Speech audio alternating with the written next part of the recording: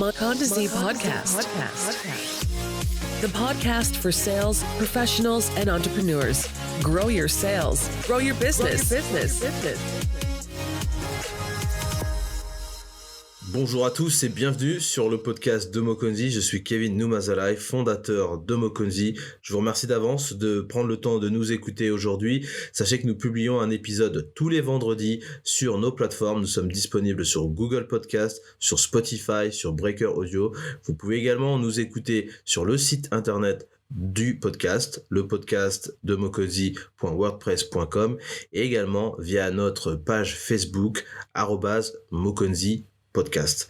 Au sommaire de notre épisode, nous allons donc aborder l'importance de la digitalisation des services en Afrique.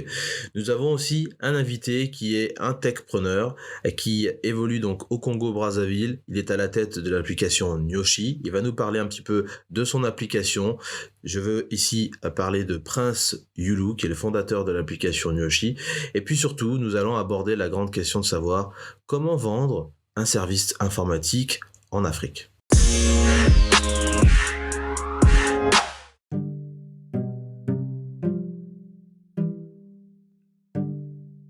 De retour dans cette deuxième partie avec Prince Yulu, fondateur de l'application Nyoshi, une application de référencement qui vous permet de trouver toutes les meilleures adresses en Afrique. Et nous continuons notre conversation avec Prince, notamment sur les objections qu'il rencontre le plus souvent avec son application. Il va aussi nous prodiguer quelques conseils à suivre et quelques pratiques à éviter. Les objections qui reviennent le plus souvent. Mon business tourne, il existe, je n'ai pas de données. Ça, c'est la première. Mon business, il tourne. Je suis là depuis une année, 5 ans. Ça dépend du business. Et je n'ai pas juste besoin de. Ça, c'est vraiment la première et ça fait réfléchir. Ensuite, une autre objection, c'est pas vraiment une objection, mais deux fois, c'est la question qu'on pose souvent, c'est est-ce que ça marche? Est-ce que ça marche? Vous proposez une solution, vous avez tout expliqué. Il dit, est-ce que ça marche? Est-ce que je peux vérifier? Qui utilise la solution déjà? C'est des questions qu'on pose un peu partout. Et donc, il faut toujours se mettre dans une position où on a tous les éléments qui permettent de convaincre, les éléments factuels. Pas venir avec un joli pitch, mais être capable de dire, tiens, voilà comment ça fonctionne, voici votre retour. Après 6 mois, vous aurez 3% d'évolution sur votre marge, et bref, et tout le reste. Et une troisième que je peux citer au niveau des objections les plus courantes, c'est j'utilise Facebook, ça me va déjà. Et Facebook aujourd'hui, pour beaucoup de gens, Facebook est l'outil qu'il faut pour communiquer en fait. Et sans plutôt réfléchir sur qu'est-ce qu'on fait, pourquoi on le fait, comment on le fait, qui je crois sur Facebook. Et donc, lorsqu'on vient avec une solution qui touche à construire des services digitaux, Facebook, c'est le premier en fait, c'est la go-to solution. Et en gros, voilà un peu les différents freins qu'on peut avoir lorsqu'on discute avec des potentiels clients. Quels seraient tes 3 conseils pour mieux vendre un service informatique? Pour mieux vendre un service informatique, les 3 conseils. Je pense que le numéro 1, c'est bien connaître sa cible. D'accord. Bien connaître sa cible, ce qu'on certains peuvent appeler mettre en place des avatars. Bien connaître sa cible. Je peux donner un exemple. Je veux créer un business. Il faut que je sache exactement. Je crée un business qui intéresse les femmes âgées de 18 à 35 ans qui ont un boulot, qui gagnent en moyenne 180 000, qui se trouvent en majorité entre Mongali et Wenze, qui ont telle frustration et voici ce qu'elles veulent atteindre comme objectif. Je sais exactement à qui je parle, qui n'est pas ma cible et je sais aussi comment est-ce que je mesure tous les mouvements que je mets en action, toutes mes actions. Et ça, c'est vraiment important. Et après, le numéro 2 aussi, à part les cibles, c'est comment est-ce que je touche ma cible. Je peux ajouter un troisième, et je dirais, la communication ne marche que lorsqu'elle est comprise. Et donc, ça signifie qu'au départ, on peut se dire, tiens, on est dans une salle, on a dit notre réunion, voici la phrase qu'on a décidée, voici les mots-clés. Mais après 3 jours, après une semaine, quand on se rend compte que ça ne tient pas, il faut tout casser et commencer à apporter des modifications. Parce qu'en fait, je vais même jusqu'à dire que la communication est un être vivant. Et donc, il est modifié selon les réalités vécues dans l'exécution des actions déterminées au départ. Voilà un peu les éléments que je peux citer à ce niveau-là. Très bien, très bien. Est-ce que tu aurais 3 pratiques à éviter pour vendre son service informatique? 3 pratiques que tu as peut-être constatées qui ne fonctionnent pas.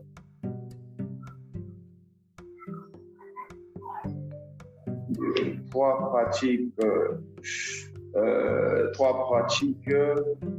Je cite déjà l'inverse de ce qu'il y a cité comme les bonnes pratiques.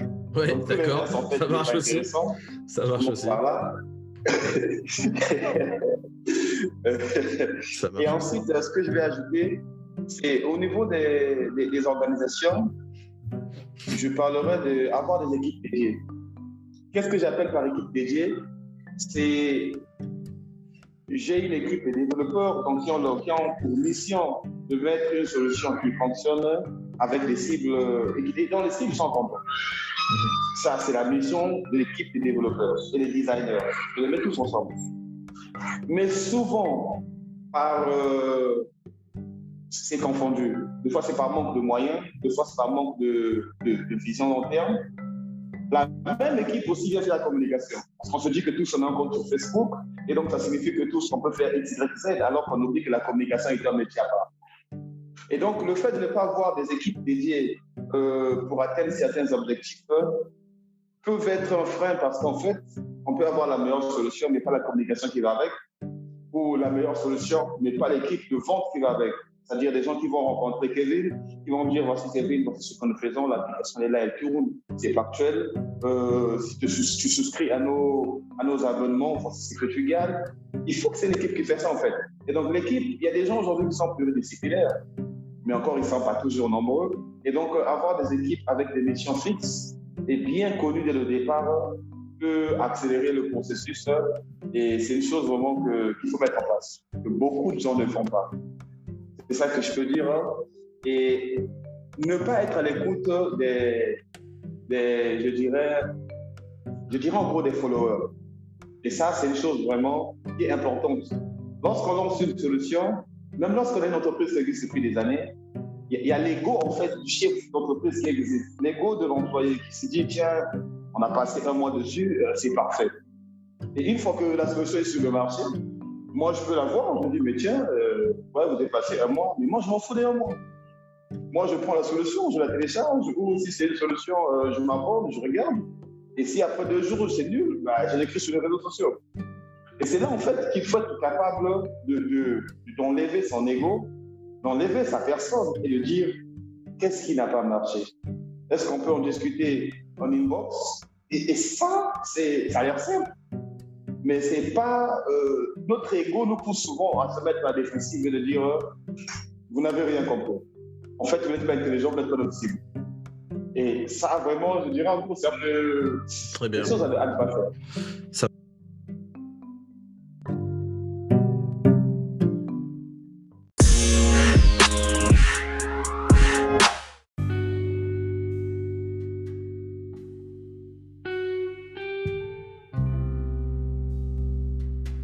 Nous sommes de retour donc sur le podcast de Mokonzi pour cette 3e et dernière partie avec Prince Yulu, fondateur de l'application Nyoshi.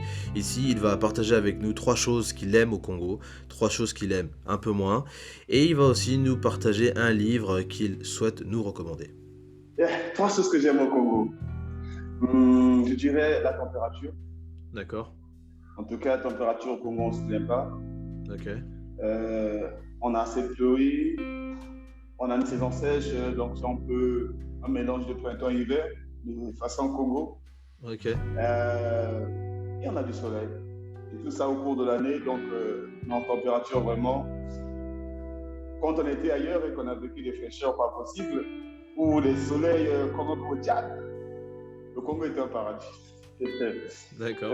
Ce que je vais ajouter encore, c'est les coins à découvrir. Les coins à découvrir. Ouais. C'est une chose en fait qu'on ne mentionne pas toujours, mais au Congo, il y a beaucoup de coins à découvrir.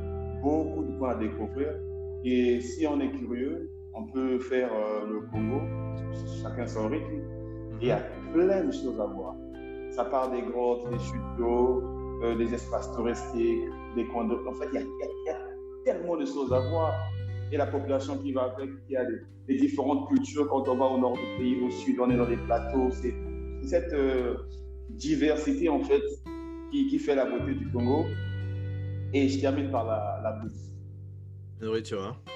Je termine par la bouffe au Congo. On se fait pas. Côté bouffe, vraiment. Surtout si on est capable de varier les plats, c'est-à-dire ne pas juste manger des plats du sud parce que voilà, on est à Brazzaville, mais si on essaie de faire un mélange et aller vers les plats du nord, bref, c'est juste une tuerie. D'accord. C'est Alors, juste une tuerie. Quelles sont 3 choses que tu n'aimes pas au Congo? Les 3 choses que je n'aime pas au Congo. L'instabilité de la fourniture, de l'eau et du courant. D'accord, ok.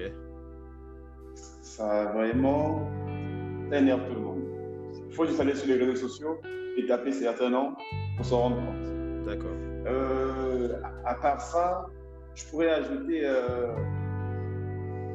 le service de santé, je dirais en gros, le service de santé, Ouais. mais qui relève quelque part, qui est le 3e point de l'éducation en fait. Et quand je parle d'éducation, je ne parle pas d'éducation scolaire, je parle d'éducation dans le service. Comprendre qu'une personne a quitté chez elle, elle vient chez moi, ça signifie qu'elle a un problème, c'est moi qui vais apporter une solution. Même si la personne n'a pas le cash qu'il faut, même si la personne n'a pas ce qu'il faut pour que je donne le service, mais toujours être comptoir. Ça, c'est des choses qu'on a perdues. Et ça va plus dans les restaurants, dans les bars. Un livre que tu pourrais recommander? C'est un livre de Tim Grover, From Good to Great to Unstoppable.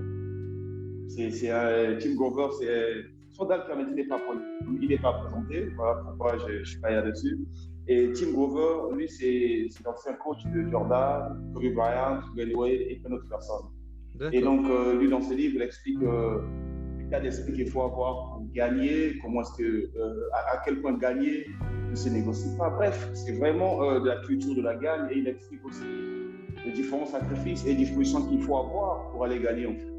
C'est un livre que je recommande. D'accord. Il peut être très... C'est un livre qui peut choquer parce qu'il est très direct du début à la fin.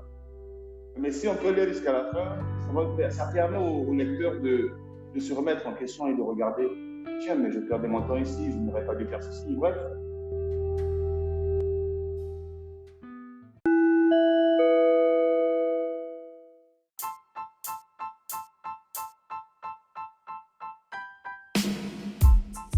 Le podcast de Mokonzi est disponible sur 5 plateformes de streaming.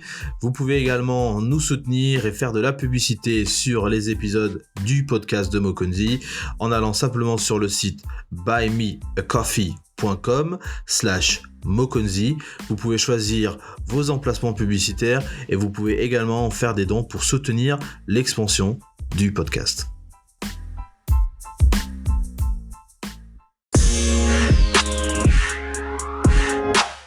Nyoshi est disponible sur Google Play présentement et très bientôt sur App Store pour les détenteurs de téléphones iOS. Et le site web, c'est nyoshi.com. N-I-O-C-H-I. Nyoshi.com. Yeah, c'est le nom du site web. Et je recommande aussi aux auditeurs d'aller sur le blog. Il y a le blog de Nyoshi, donc c'est blog.nyoshi.com. Et sur ce blog, en fait, on parle de tout ce qui touche le tourisme. C'est en fait, en gros, si je résume le blog, on vous donne accès à toutes les informations que vous avez lorsque vous arrivez à Brazzaville avant d'y aller. Et voici ce qui conclut donc notre épisode sur la vente d'un service technologique avec notre invité Prince Youlou, qui est le fondateur de l'application Nyoshi, N-I-O-C-H-I. vous pouvez retrouver donc le site internet Nyoshi.com. Cette application est disponible gratuitement sur le Google Play Store. Elle sera bientôt aussi sur l'Apple Store, donc vous pourrez les télécharger sur toutes les plateformes. Donc je vous invite à télécharger l'application et découvrir ce que Nyoshi propose, comment Nyoshi peut vous aider à trouver les meilleures adresses au Congo et dans d'autres pays africains. La conversation que nous avons eue avec Prince a été très intéressante, donc je vous invite à réécouter le podcast avec vos amis, avec vos parents, avec vos partenaires en affaires, pour pouvoir aussi déceler. Chacun écoute les choses différemment et chacun peut tirer des informations différentes, et c'est ce qui va vous permettre d'enrichir votre partage avec d'autres personnes. Nous, on retient deux éléments qui ont été assez probants et assez pertinents dans la conversation avec Prince. Le premier, c'est la structuration de votre entreprise. Définissez les rôles de chacun. Soyez sûr que chacun peut se développer, peut croître dans le rôle que vous lui attribuez. Et puis la deuxième chose, c'est que pour tout projet numérique, application, site internet, contenu, création de blog, etc., vous avez besoin d'être à l'écoute de vos communautés. Qu'est-ce que les personnes qui vous lisent, qui utilisent vos services, qui utilisent vos applications, disent de votre service? Et ça va vous permettre de pouvoir corriger vos applications ou vos services de telle manière à ce que vous puissiez réellement répondre aux problématiques et aux besoins des personnes qui utilisent déjà votre service. Voilà, c'est tout pour moi, c'est tout pour le podcast. À la prochaine. Le vendredi prochain, nous allons avoir un nouvel épisode. Donc, restez connectés, abonnez-vous. Mbewe!